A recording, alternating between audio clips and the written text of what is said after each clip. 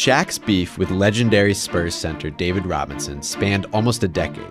It included professional rivalry, a clash of egos and reputations, and one big fat lie. In 1992, the regular ecosystem of NBA centers was suddenly invaded by a very large, very loud 20-year-old, Shaquille O'Neal. He became an instant star not just because he was extremely large and extremely good at sports, but because he was already a commercial powerhouse. Don't fake the funk on a nasty dunk. And a very spicy quote. No matter who the opponent is, just go out and kill him. If he's small, short, big, fat, tall, just go out and kill him. Everyone respected the kid's talent, but also wanted to take him down a peg, and they seized that opportunity at the 1994 All-Star Game. At an event where guys typically go half speed and let each other shine, the Western Conference All-Stars, coached by George Karl, conspired to embarrass Shaq. He's got no friends. You gotta have some friends in this game. He got locked up by Hakeem Olajuwon, and he got absolutely torched off the dribble by Robinson. The Western Conference All-Stars held Shaq to 2 of 12 shooting in an All-Star game. The Admiral insisted that ganging up on Shaq wasn't his idea. But when pressed on the topic, he was like, do guys get a little more intense against Shaq? Of course. Shaq vowed to get all those guys back, one by one. His revenge tour hit San Antonio on March 6, 1994, Shaq's 22nd birthday. The game was on national television. And the birthday boy showed out, leading Orlando with an efficient 32 points and 11 rebounds. But Robinson completely eclipsed him, putting up 36 points, 13 rebounds, 7 assists, 6 blocks, and 3 steals. Holy David Robinson. The Spurs got the win in front of a bananas San Antonio crowd that showered Robinson with MVP chants after a big crunch time dunk.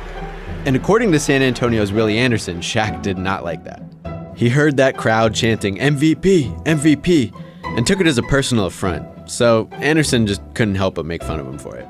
Shaq's post-All-Star revenge took on a whole new vibe. Everyone was jealous of him. Jealous of his movie stardom, jealous of his rap album. Robinson was told of this and just snapped.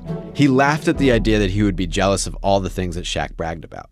This is where it's important to understand who David Robinson is. Of all the big men who battled Shaq, Robinson was most clearly his foil.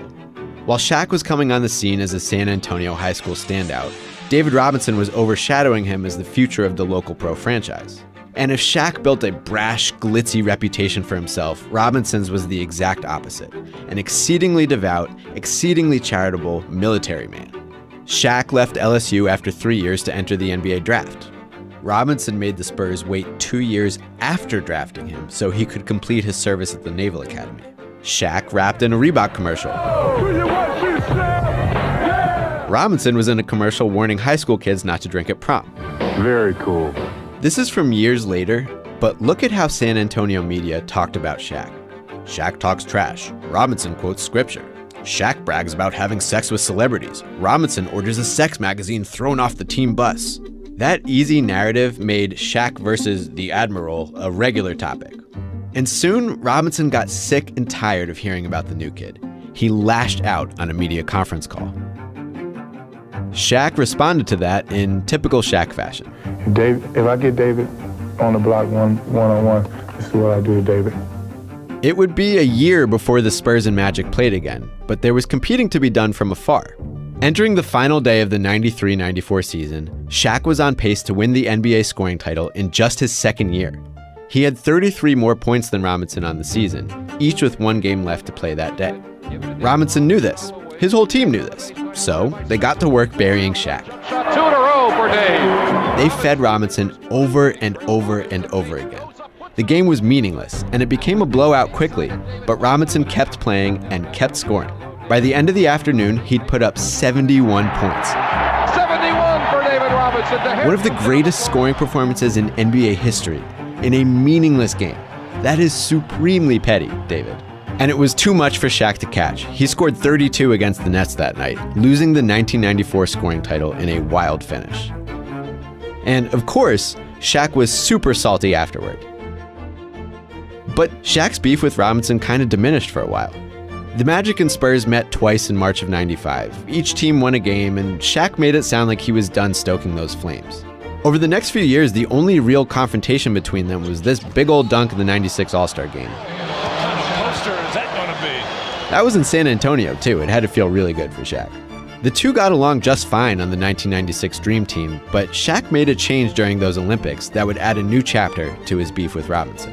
Shaq joined the Western Conference, signing with the Lakers. The big fella, Shaquille O'Neal. But the rivalry hit a snag when back and foot injuries sidelined Robinson and tanked the Spurs for almost all of the 96-97 season. Losing Robinson and a lot of games worked out okay for the Spurs, who lucked into the first pick in the 1997 draft and got Tim Duncan. Tim Duncan from Wake Forest University.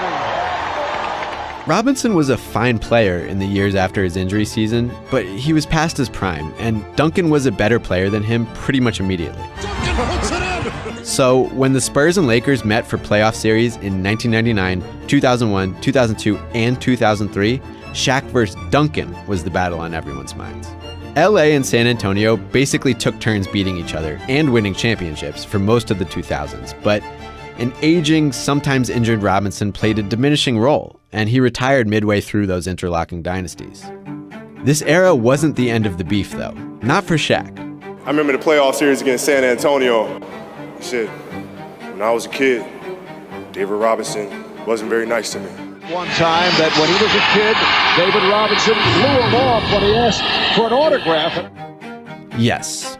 At some point during the run of Lakers-Spurs playoff series, Shaq revealed that when he was a high school kid in San Antonio, David Robinson rudely denied him an autograph.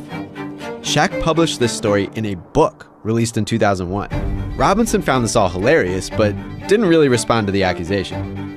And so, even though Duncan had supplanted Robinson as his chief rival on the Spurs, Shaq hung on to this snub from a decade ago as his motivation. It was bullshit. Shaq now readily admits that the story he told teammates in the media, and even published in a goddamn book, was 100% fabricated. It's not true, I made it all up. Mr. Robinson, I apologize. I was taught to play with ferocity. I need to be upset. You know, something has to be said in an article or on TV about me for me to respond. And it all adds up. Robinson never seemed like the kind of guy to blow off a kid, but he had no way of remembering whether that interaction had happened. And Shaq's a dude who always thrived on narrative, on conflict. Outright mythology was just what he needed to stoke the fire. You know, a lot of people ask me, did I hate him? No, I just had to create stories in my head to make me hate him. Like, I finally told a story about him not giving me an autograph. That wasn't true. So yeah, the end of Shaq versus Robinson was questionable, but don't forget all the good times they had. The 2000s were full of fake beef between Shaquille O'Neal and David Robinson, but the beef got very real in the mid-90s, and nothing's better than the real thing.